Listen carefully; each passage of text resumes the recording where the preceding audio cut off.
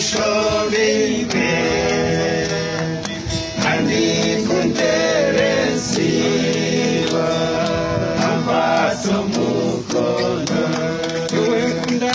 yewe kundizinaye nikundizinaye rirunji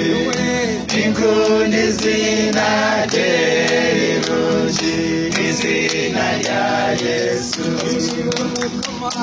iwe mukama wanje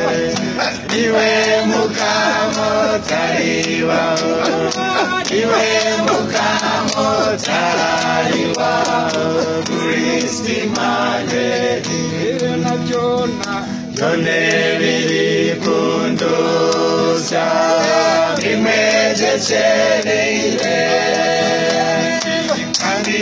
indwara zanjye ntiwazitambira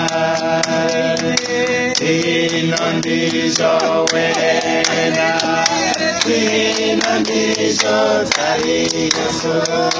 ino ndijo tari Yesu wakuyemera